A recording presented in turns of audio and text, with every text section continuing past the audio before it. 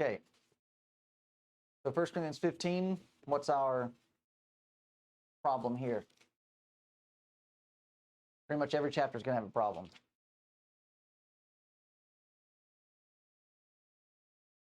Which I know we really have not had any class time in this chapter. Everything's been sermon format. So if anybody has any questions from your notes before we move any further, you're more than welcome to ask your questions. But you have to answer my question first.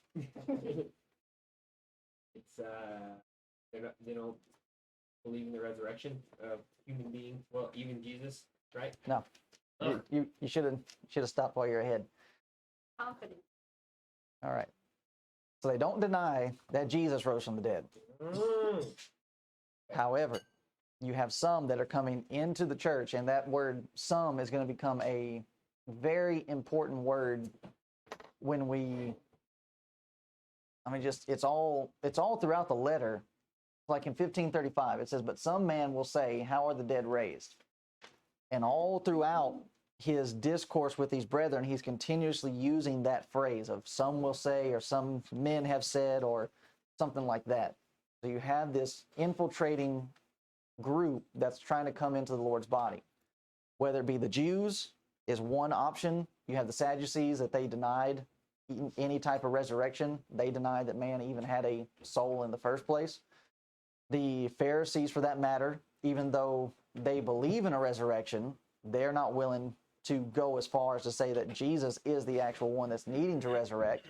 And then you just have different groups within the Gentiles, the Greek philosophers and things of that nature.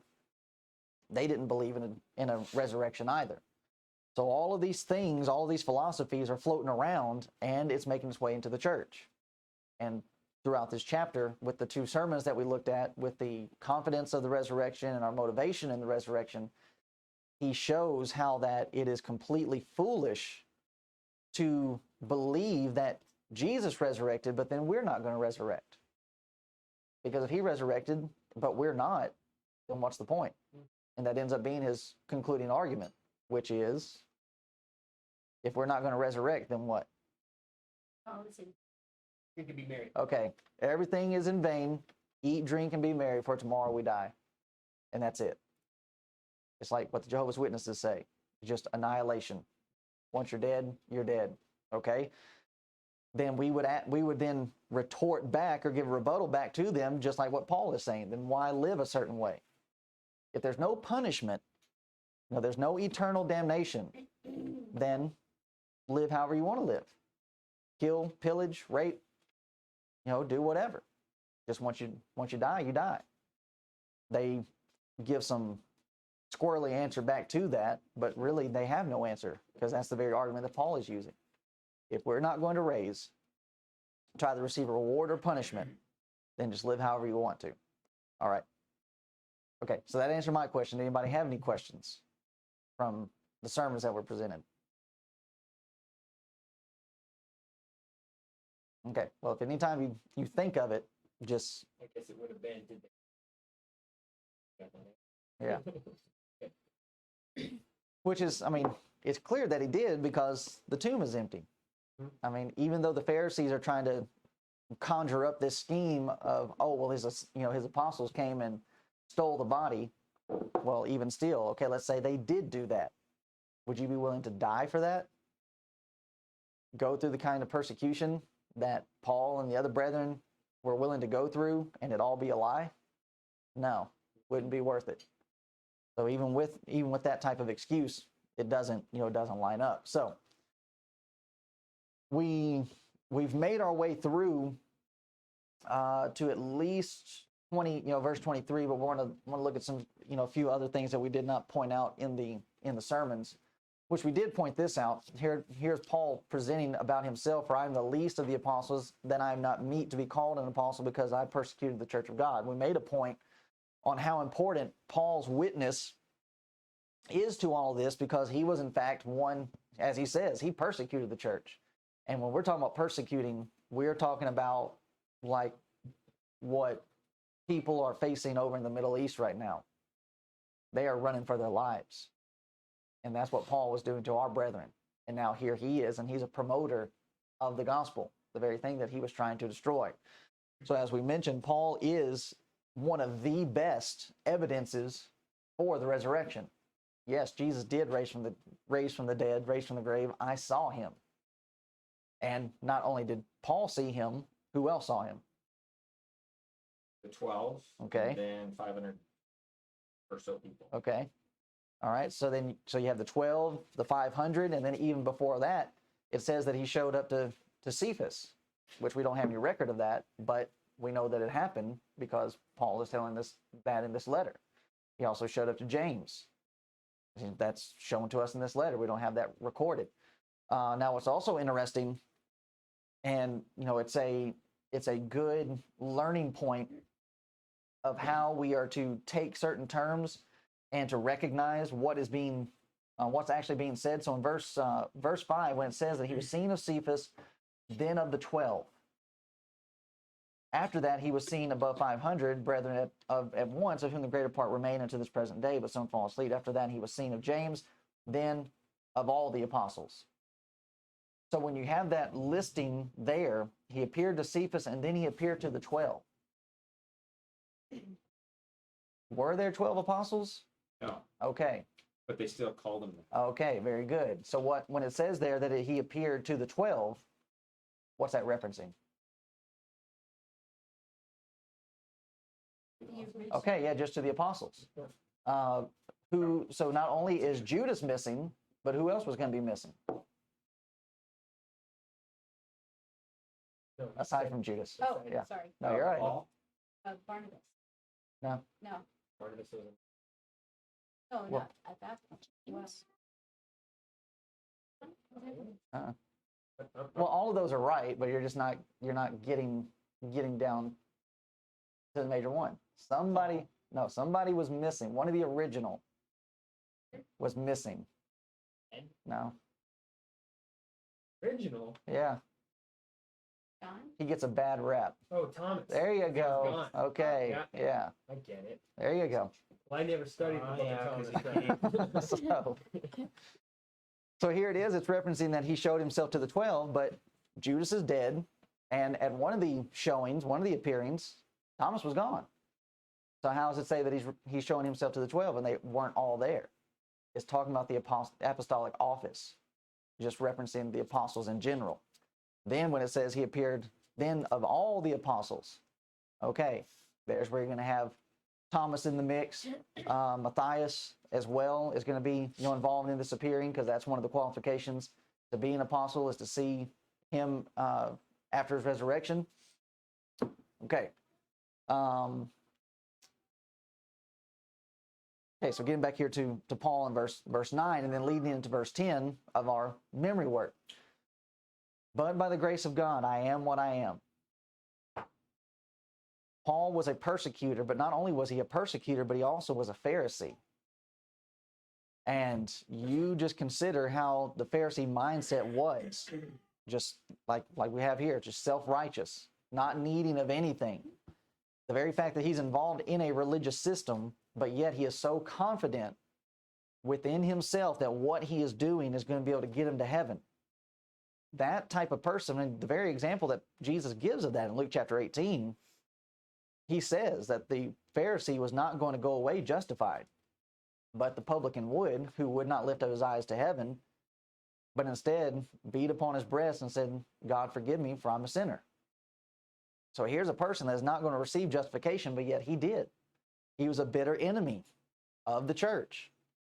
But then notice the change when he saw Christ. And even here is an acknowledging of God's grace in this entire mix. Now, just looking at all of this description, what did Paul deserve to have happen to him when he saw Jesus on the road? Die. Jesus should have struck him dead. But he didn't. Why? Now, this is like Acts chapter 9, part of the conversation that Jesus is having with Paul. There was something going on inside of Paul. There was an internal struggle. And Jesus recognizes that. Read this. I don't understand your question. Let's go ahead and read it for us. Acts 9, starting verse 1.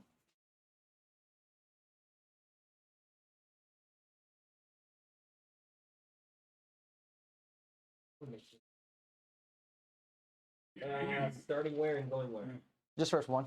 Tell him. Oh, verse 1? Yeah. And Saul, yet breathing out threatenings and slaughter against the disciples of the Lord, went unto the high priest. Keep going. I'll tell you when. Oh. And desired of him letters to Damascus to the synagogues, that if he found any of this way, whether they be men or women, he might bring them bound into Jerusalem. And as he journeyed, he came near Damascus, and suddenly there shined round about him a light from heaven, and he fell to the earth and heard a voice saying unto him, Saul, Saul, why persecutest thou me? And he said, Who art thou, Lord? And the Lord said, I am Jesus whom you persecutest. It is hard for thee to kick against the pricks. All right, hold it. What's the internal struggle? Oh. I don't know, man. Well, does it say it further down where I'll ask him, what do you want me to do? Because he's thinking, I'm doing what you want me to do. Okay. Why am I not getting appropriate approbation Okay. or whatever from you? Why are you mad at me? Okay. So that's the struggle. All right. So yeah, in another chapter, when he's being put on trial, he's going to bring up the fact that he himself, and he will say of others, they think that they're doing the will of God by persecuting the church. But what I'm wanting us to hone in on is that phrase, it is difficult for you to kick against the pricks. What does that mean? And where? It's not in there. Which one? New American Standard. Oh, man. Mine says, oh. Okay. Mine says goes, but it also says, if I go down, it also says omits the rest of verse 5. Ends with but arise and go. Okay, so kick against the pricks and to kick against the goads. No. What do you... So this is describing something. So this is where word study I'm going, but comes into play. What do you use a goad? Isn't there something on a cart or something to keep the things that pull the cart from kicking back on it? Well, what's the thing? Something sharp. I'm not sure what it All is. right. So yeah, he's on the right track. What's homeschooled? So farmers during this time frame, and which not even during this time frame, even in the time of the States, they would have a bar that went behind the animal, close to the animal's feet. So while the animal was tilling, whether it's a mule, an ox, a bull, or whatever, there'd be this wooden stick and it would have spikes on it. So that when the animal kicked, it would kick against those pricks or against those goads. And it would teach the animal, stop kicking. All right. So Jesus is saying to Paul, that is what's happening to you right now. So what is it that Paul would be kicking against? Well, that is true, but that's too vague. And the way. Teaching. All right, let's start breaking it down. What would Paul have seen? Oh, the crucifixion. All right, he would have seen the crucifixion. Yeah. What about the day of Pentecost? Acts chapter 2. Yeah. He would have been there in the crowd. Mm-hmm. Devout Jews of every nation. So he resisted the actual evidence. Right. But it's not so much a resisting as, because it's working on him. And Jesus is telling us that. You're kicking against it. But the very fact that you're kicking against it means that you're not just taking a blasé attitude and that you're ignoring it. You are, in fact, trying to fight against it. And so not only that, here we are in Acts chapter 9. What happened in that chapter 7, chapter 8? Persecuting and killing. All right. But who specifically? Stephen. All right. And what happened? What's the... They stoned Stephen. Okay. And they laid their coats down at a young man named Saul. Okay. So here is Saul, and he is seeing this Christian being put to death right before his very eyes. Now, again, as we said, who is willing to die for a lie? Nobody. Saul is witnessing all of this, and it's working on him. And it's creating an inner turmoil inside of him that even though he's also going about and involved in these persecutions, he's still at the same time battling this other element. And the Lord appears to him. And that was the final issue. Like, okay, you can't get past this. You can't get over this. So then to take somebody as devoted as Paul was to Judaism and to convert him over to Christianity, he's going to bring that devotion with him, that type of dedication. So as we're considering how it is that God's grace is able to work and why it is that Paul is being spared, Saul's being spared, and others of the Jews are not, it's because of situations like 1 Samuel, where we have God saying that he looks on the intents of the heart, or he's able to look on the heart of man. A lot of that is going to come into play. To where even like David, for example, why was David not killed on the spot? He broke several of the 10 Commandments, but yet he was spared. Why? Well, God referred to him as, you know, After God's own. yeah, Okay. and then after God's own heart. So telling us right there. He had a repentant in heart. Yeah, there you go. And we can see that by reading in the Psalms. The Psalms are David giving his own recollection. Of course, that's by inspiration. But he's being led to record what it was that he was battling with during that time frame. And just as they were saying, he was a sorrowful man during all of that time. He was not a person thinking, rejoicing in the fact, oh, well, I got away with something. He wasn't gloating in it. He wasn't happy with what was going on. He knew that he had done wrong, and what he had done was, like, I don't know, can't even put proper words with it as to how bad it was.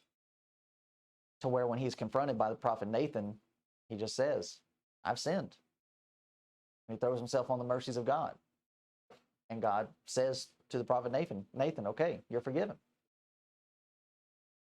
One of the songs that always sticks out in my mind, 3, where it talks about Israel, our sins from us, compared as far as the east is from Right. the west, and comprehend. Yeah. Never be close. Yeah. But it actually sit and contemplate. Yeah. And that's the thing about it is when you are involved in these type of things and you receive mercy for it, you appreciate mercy. And that's the actual lesson that Jesus is trying to illustrate with the unforgiving servant and even with the prodigal son. So the prodigal son goes out and wrecks his inheritance, and he comes home, and who's not happy to see him? Brother. The older brother, which in that context is going to be the Jews.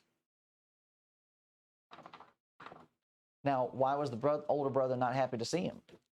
Well, because the older brother stayed home, did what he was supposed to do, and he hadn't really had to be forgiven like the younger son had to be forgiven. And in not having to be forgiven like that, it's easy to hold a grudge and just look down on a person, when it should be the mentality in Galatians chapter 6, verses 1 and 2. It could be you in that circumstance. And so with that in mind, realizing, okay, this could be me, how would I want somebody to handle me? Handle me gently. I'm wanting to come back, and I'll come back as a servant. I don't even have to come back as a son. So all of that is, wrapped up inside of this context, and thus, there again, what Paul is trying to emphasize to these brethren. on the fact of, Paul is what he is, not because he was so wonderful. He was the worst. But because of God's grace, now he gets to be the greatest champion that we know outside of Christ for Christianity. Okay? What about you, Corinthians? Why are you in the state that you're in? Not because you're so good, but because of God's grace. That he's given us a gospel plan, that he's given us a way of salvation, and that you were able to obey it. But what about us today? Why are we Christians? Just because we're the best of the best? We're the cream of the crop inside of Ronan? No. By the grace of God that we're here. So even with this, so he's not only, showing his evidences for the resurrection, but it's a further humbling point to these brethren. That, okay, we look at Paul and it's like, man, Paul is amazing. But yet he says in verse 9, I am the least of the apostles. And that because I persecuted the church. And then goes on to explain in verse 10 how it is that he even was able to, get it or receive the position that he had. And that's by God's grace. Acts chapter 22 and verse 16, where we have Paul being told, now why tarest thou? Rise, be baptized. And notice this, wash away thy sins. Paul wasn't being called because he was sinless. He had sins, man, he had blood on his hands. But then to have all of that washed away. What an amazing thing.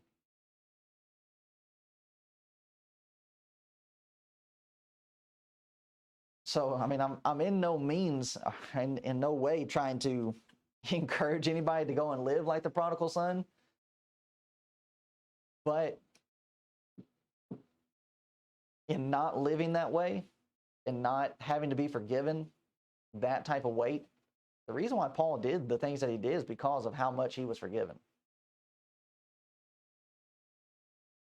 And then we have brethren that are fourth, fifth generation, inside of the Lord's church, grown up in a Christian home, sheltered, by a whole lot, which is wonderful. But then we see the problems that come from that. Always having something around, you don't appreciate it. And then especially when it comes to these elements of grace, mercy, compassion. And it's just like, you've not really had to be forgiven of anything. If not being forgiven of anything, you're not ready to extend forgiveness. So it's it's a bit of a, I guess you can describe it as a catch-22 as to what ends up happening, because we want people to be sheltered. We want them to, be kept away from sin, and that certainly is our responsibility to do.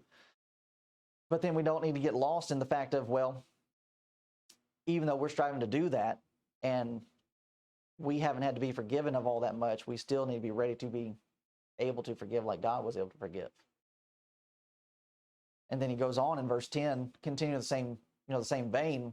But by the grace of God, I am what I am. His grace, which was bestowed upon me, was not in vain. But I labored more abundantly than they all. Yet not I, but the grace of God, which was with me. So even here, Paul, I mean, he's simply stating the facts. He's not bragging on anything. And nothing of what he's trying to do is trying to do, he's trying to do by merit. None of that is trying to take merit.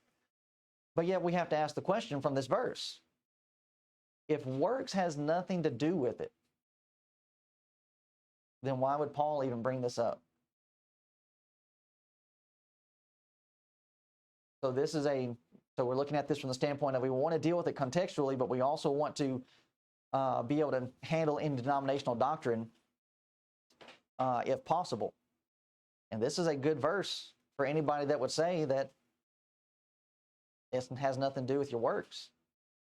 And which even then, they catch themselves in a bit of circular reasoning.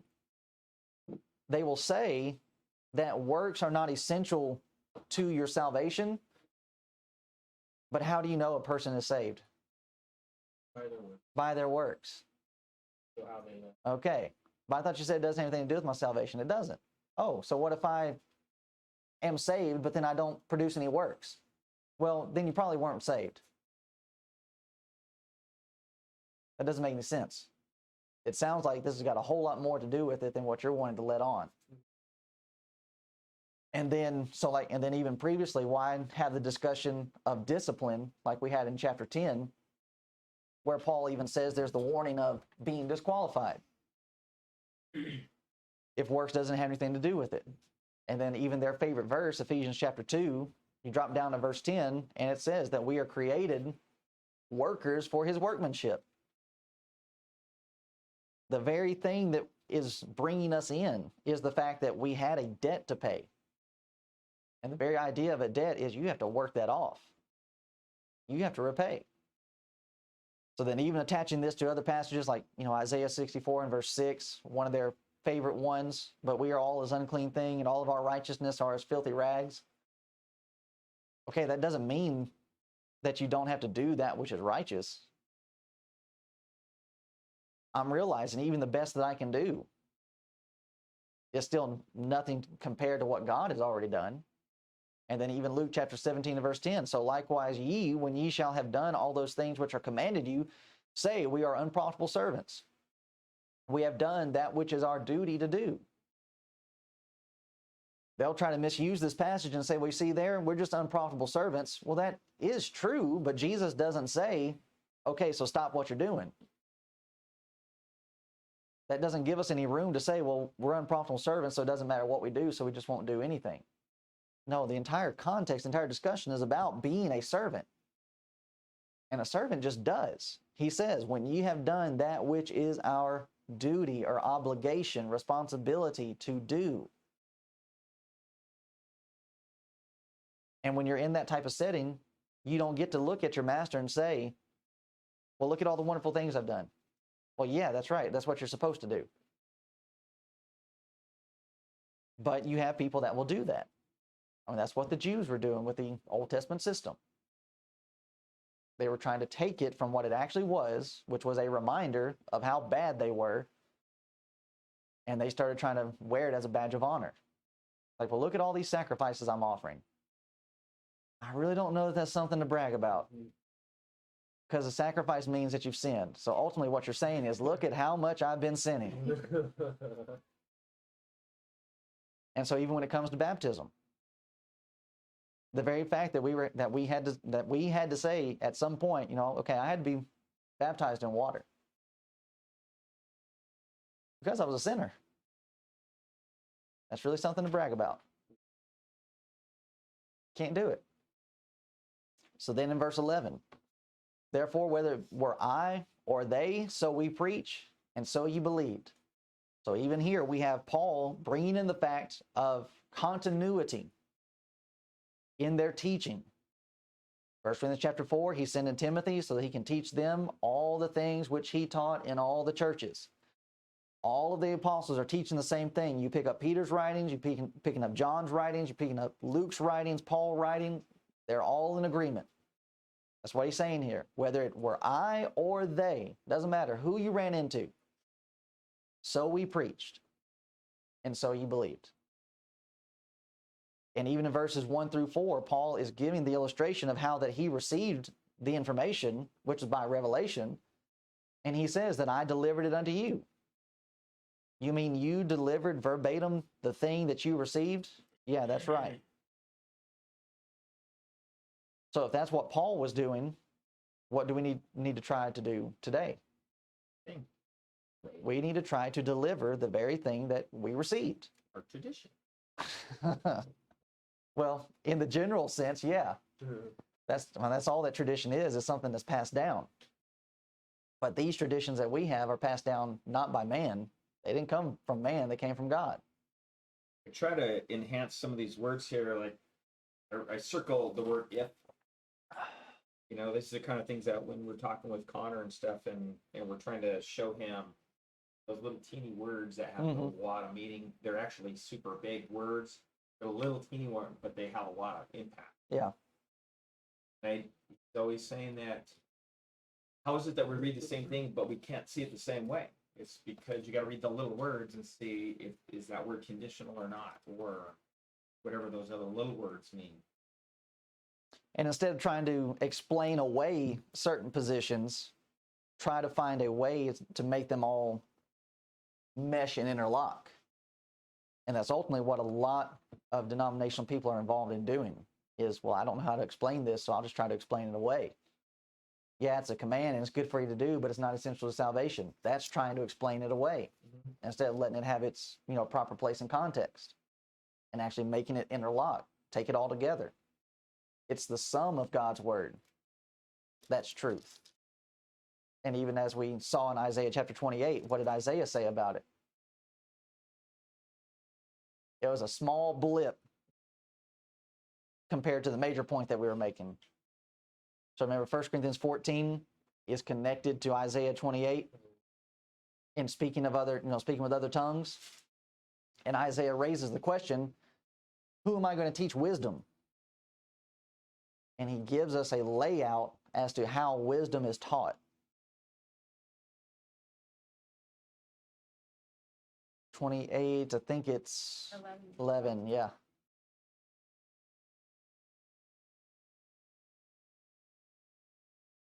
So it's precept upon precept, precept upon precept, line upon line, line upon line. Here a little, there a little. So you're going to have to do some running around in order to get the full picture on some stuff. But even the prophets are telling us, the Bible's telling us that that's the case. And though everybody would like it to just be lined down and laid out in one particular passage or one particular place, the Bible's not written that way. You've actually got to go out and do some hunting. So those are some things that I was wanting to kind of look at that we didn't really get to hammer on while we were in the sermons. Any questions or thoughts, comments on that?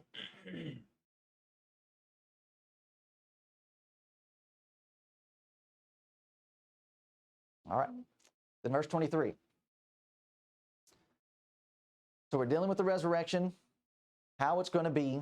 Then he goes into describing some of the actual events of it, but every man in his own order. So as we said, that's describing like military rank.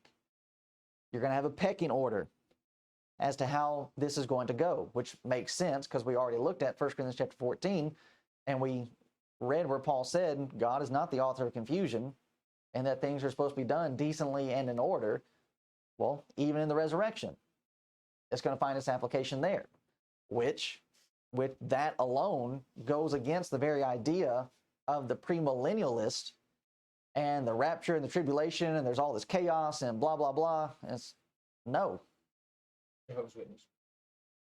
When you have God talking about what's happening here, it is a orderly fashion, like a military rank. First, Christ is the first fruits. He did it first.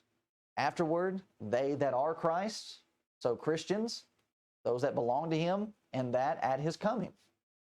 So there again, you have the premillennialist view that wants to talk about, well, there's going to be this rapture that's going to take place, and then Christ comes, and then the resurrection is going to take place. No, Paul says all of that's happening at the same time. When Christ returns, then the resurrection's happening. And it's happening as a sequence. And you even apply that 1 Thessalonians chapter 4. So even in the church of Thessalonica, they're having an issue with the resurrection, which theirs is a little bit different because you have two individuals saying that the resurrection's already happened. But he writes to them, he encourages them, but I would not have you to be ignorant. So this is the same type of language that is being used with the Corinthian brethren. He uses that phrase many times. Concerning them which are asleep or dead, that ye sorrow not, even as others which have no hope. For if we believe that Jesus died and rose again, so there's our same subject matter, even so them also which sleep in Jesus will God bring with him. For this we say unto you by the word of the Lord, that we which are alive and remain unto the coming of the Lord shall not prevent them which are asleep. Just because they're dead and just because they're buried does not mean in any way, shape, or form that they're not going to partake in what we're about to partake in. For the Lord himself shall descend from heaven with a shout, with the voice of the Archangel, and with the trump of God, and the dead in Christ shall rise first.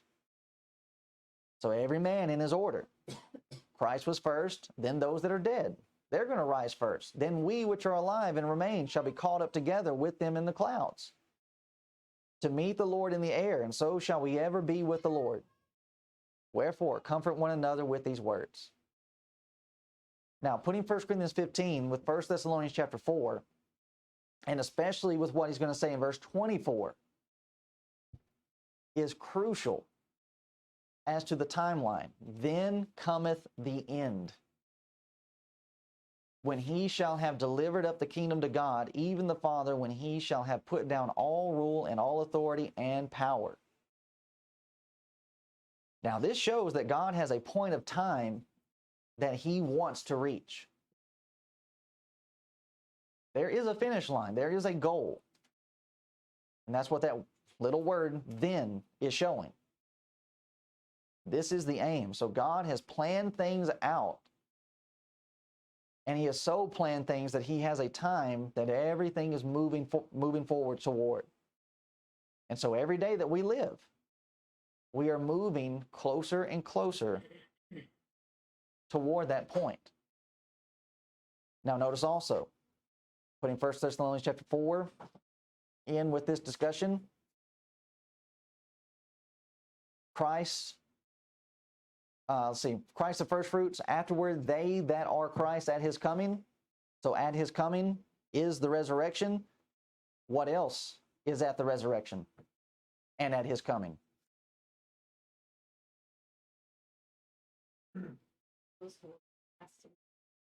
Okay, the end. There's nothing past this point. So again, for the premillennialists that says, well, no, this actually isn't the end. Or excuse me, rather the premillennialist that looks at all of this and says, well, first the kingdom's got to come down and, be here for 1,000 years and then it's got to go back up. The only thing I see happening here at the end is not the kingdom coming down, but the kingdom going up. Thus in 1 Thessalonians chapter 4, the dead are going to be raised first, then we that are alive. And we will ascend to meet him in the cloud. And there we shall be forevermore. There's no coming back from that. So even for individuals, if if you guys are picking up on the fact that we've got a lot of brethren that are now teaching a regenerated earth, they're taking on Jehovah's Witness position. To where's that at, and what do they call it? It's just the rejuvenated or regenerated earth theory. If you go through some of my friends on my friends list that are members of the church, you'll find them putting out videos and articles and different things like that the earth is not going to be destroyed, that it's just going to be remade, and it's just going to keep on going. What is their evidence? So a lot of it is connected into the same problems, like with the 70 AD theorists. They take Old Testament passages that are written in a specific form of context, and they're misapplying what's happening in the Old Testament. Not only are they misapplying it, but they also do some definition gymnastics. They change a lot of definition.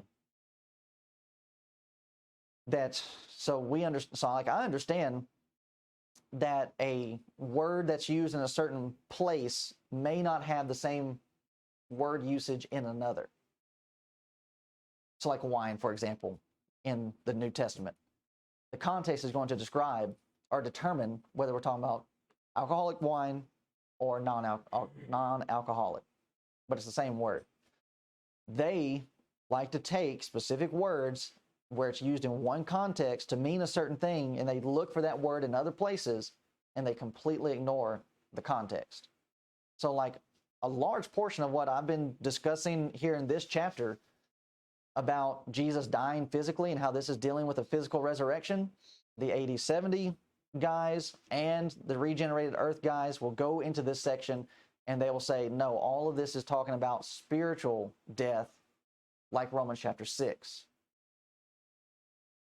But the problem with that is Jesus didn't die spiritually. He died physically. And even when we're discussing about dying spiritually, what does that mean? How does a person die spiritually?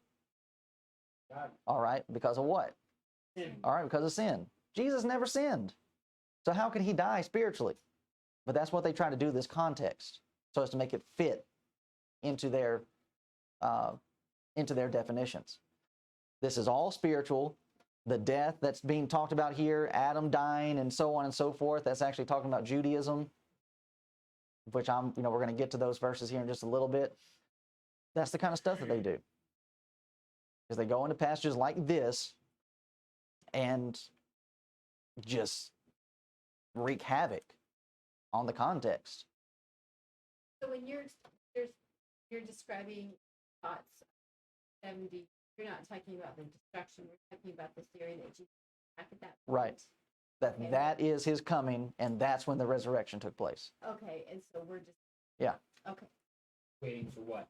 I don't know. This is Adam? Yeah, so pretty much, yeah. So even when you go into passages like 2 Peter, where it talks about we're looking for a new heavens and a new earth, okay, if that's the judgment, resurrection's already taken place, and we're just here, then this is heaven. We made it. And if this is heaven, then we got gypped. Yeah, we got robbed. But that's the kind of stuff they do. Yeah, then why not eat, drink, and be merry? Exactly. Back to that same thing. Yeah. And even for that matter, so like even with what Paul is going to, further discuss about, well, let's just go ahead and read it. So 24, when all this is happening, when he shall have put down all rule and all authority and all power, for he must reign till he hath put all enemies under his feet. The last enemy that shall be destroyed is death, for he hath put all things under his feet. But when he saith all things are put under him, it is manifest that he, the Father, is accepted, which did put all things under him, which is Christ. When all things shall be subdued unto him, then shall the Son also himself be subject unto him that put all things under him, that God may be all in all.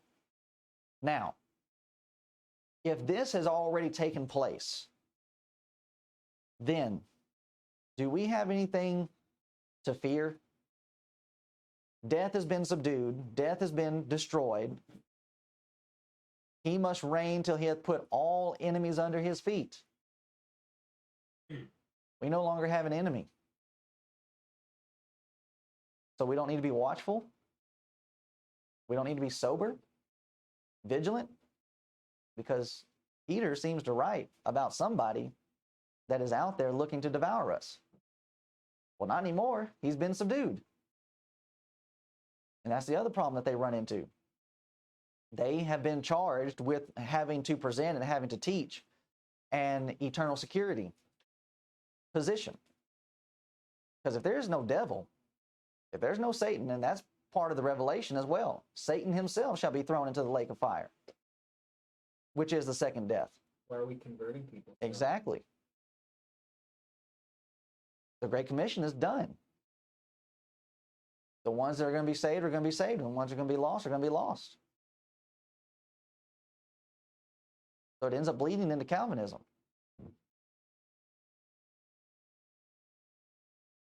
And it's areas like this where they have a hard time explaining just, okay, if this is present and not something future, then what are we doing here? Because it's already at the end. The end has happened. So that chapter is closed. It's like the Old Testament. It's done. What are we doing?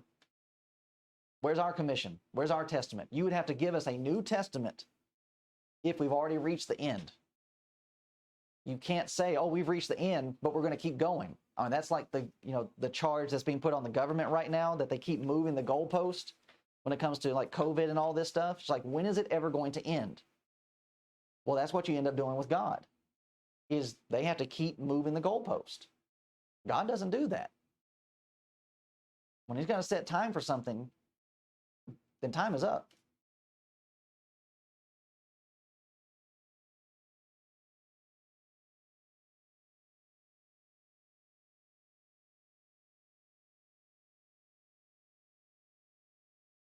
So that was a bit of a rabbit. Yeah. Everybody okay? Let's get him. Okay. So even as we're seeing here, so of course, this is not being written for the very purpose of answering that, but it does answer that. But it is a further argumentation that Paul is using for these brethren that to deny a resurrection just doesn't make sense. Because there has to be an end to what's happening, and when the end happens, when he returns, when the resurrection takes place, is when all of this is going to happen.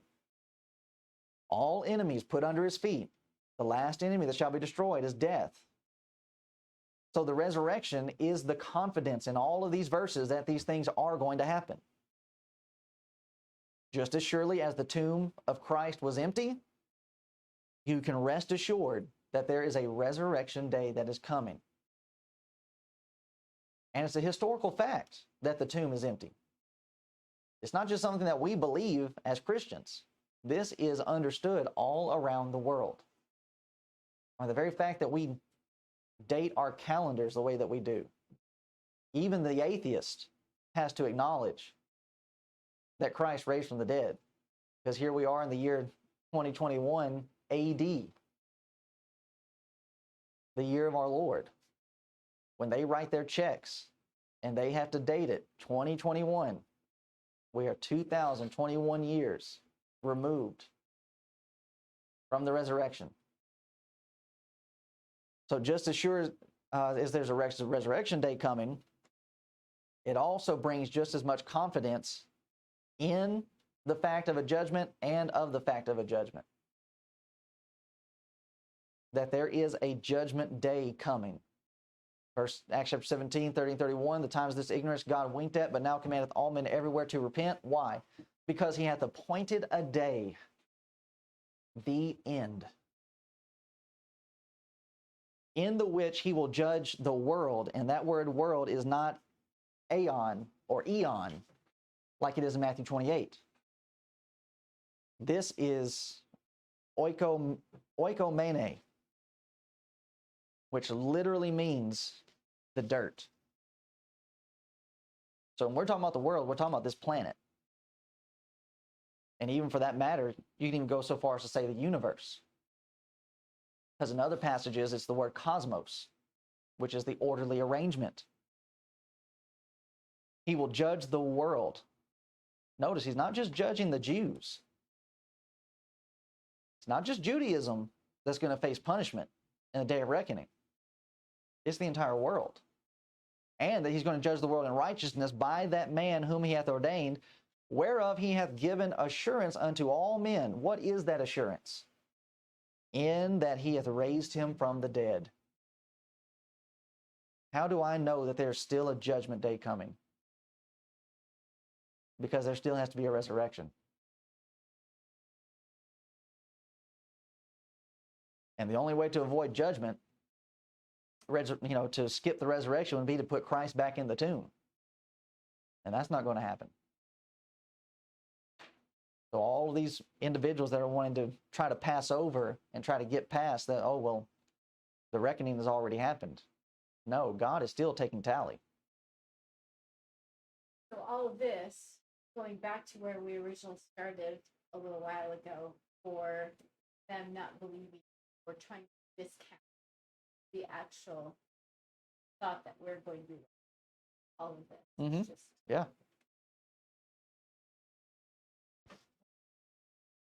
Yeah, it's heavy stuff. Heavy stuff, Doc. But then notice this in verse 24. Here's another aspect of it. So then cometh the end, when he shall have delivered up the kingdom to God, even the Father, when he shall have put down all rule and all authority. When we come to the end, there won't be any need of mediation, because everything's being delivered back up to him. I mean, we're going to be lifted, we're going to be raised up to meet him in the clouds. Where he is, we will be. So what about the go-between? What about the mediator? There's no more need for that. And even for that matter, if let's take the other side's position, let's say we have reached the end where our enemy has been subdued. Do we have any need of a mediator now? No. Exactly.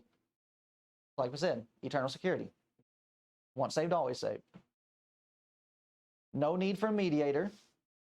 What about grace? There's no need for grace. In which we've already hit on this point back in chapter 13, did we not? How that there are these, these three elements: faith, hope, charity. But the greatest of these is charity. Why is that? Because there's going to come a point where faith and hope are no longer needed. That's when the end comes. You don't hope for what you've seen, because then it's not hope. And if all of these things have been revealed or realized, what hope do we have? We don't have any hope. So God's grace is connected to our time on earth. When Christ returns, the dead are raised, grace is no more. Just the end.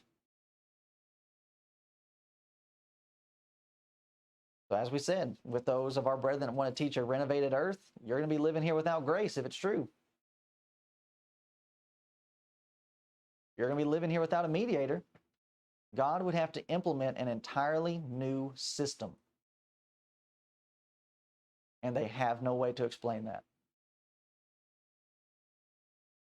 And then consider, so as we said, verse 24, he's going to put down all rule and all authority and all power. This is not discussing Judaism. Because you have all kinds of evil, all kinds of things that are trying to rule and have authority and power and dominion over us. I mean, at the same time that the Jews are living, who else? So the Jews, I want to say, are in charge, but who's really in charge? Rome is in charge. What about all the sins they've committed? They're not going to be judged. They're not going to be put down. It's just all about the Jews. The Jews were bad. But guess what? When AD 70 happened and the Jews were destroyed, did the persecution stop? No. Rome just took it over.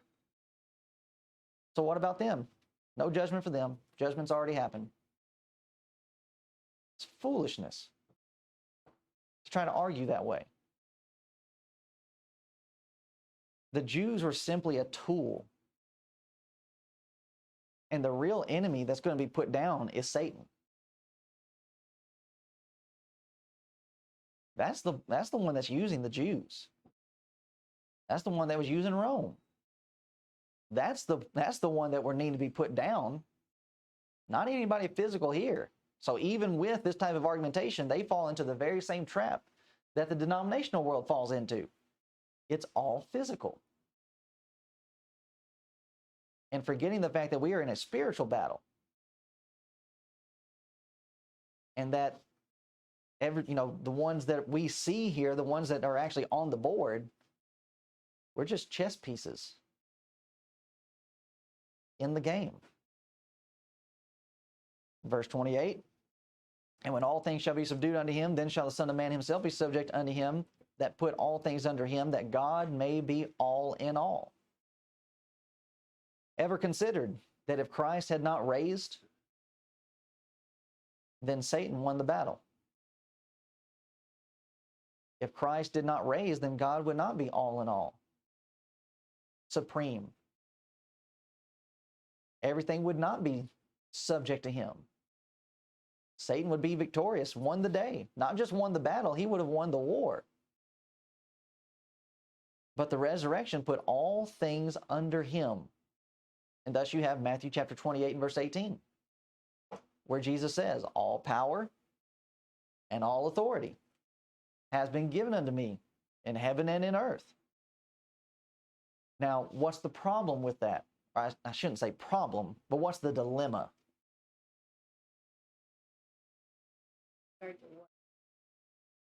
Where Jesus makes the statement, all power and all authority is given unto him, but yet we have Paul saying that things are still needing to be subdued.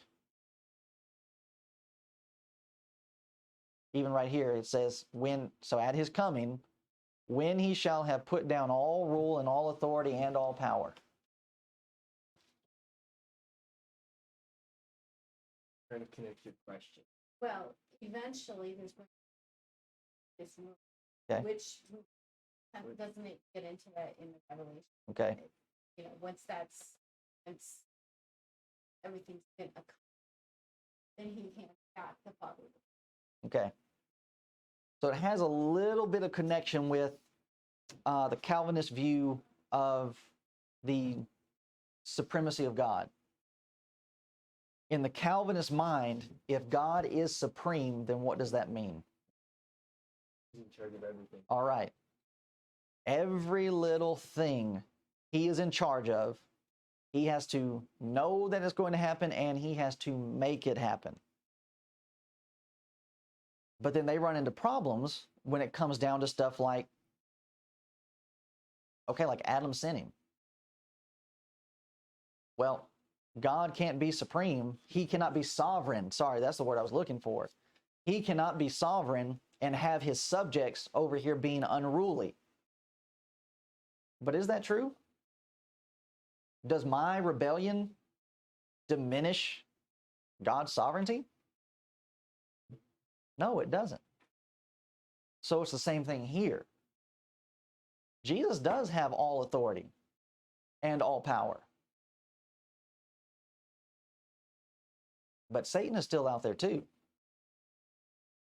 So our mind goes to the position of, well, if he's got all authority and all power, then Satan ought not be able to do anything. Since when? See, that's a false assumption. That's a presupposed idea that we have. Well, if he's in control of everything, then there's no more sin. There's, no nothing. Well, and that's it. Okay, exactly. Then we would just be living here as robots, not able to make any proper decisions. So the very fact that we have Jesus saying at his resurrection, I have all the power and all authority, and then Paul saying here, he shall put down all rule, all authority, and all power, where it sounds like, well, it doesn't sound like he's got all authority and all rule. Yes, he does. He's got authority and rule, but the enemy is still out there. And it's going to be at the end to where even the enemy is going to be brought down. That God may be all in all. So we actually went backwards a little bit. So another point, just consider the struggle that we have here against sin. That when the end comes, then there is no more struggle. We put off flesh, we put off corruption, to put on a spiritual body and incorruption. A body that is in fact adapted for the spiritual world. And that never again will a Christian have to struggle and fight against Satan and fight against sin. All temptations will be gone because we won't have that same body. And that even Peter would write about how then 2 Peter chapter 3 and verse 13, nevertheless, we according to his promise look for new heavens and a new earth, wherein dwelleth righteousness. It's hard to visualize that there is a place and that this is all there is. It's just the right ways of God. No wickedness, no guile, no evil, no iniquity. A place where there is no sin.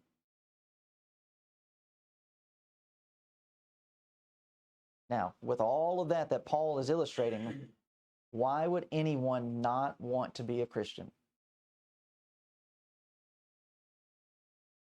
That we get to have this kind of hope. That we get to have this kind of confidence. And the only reason why we have this hope and this confidence is because of the resurrection. So the last thing we need to let go of and let slip is what we know about the resurrection. Now, there's a lot of things I don't know about it, but I know it's going to happen. And that when it happens, that's the end. And that's when the transition is going to take place. Thoughts, comments, questions?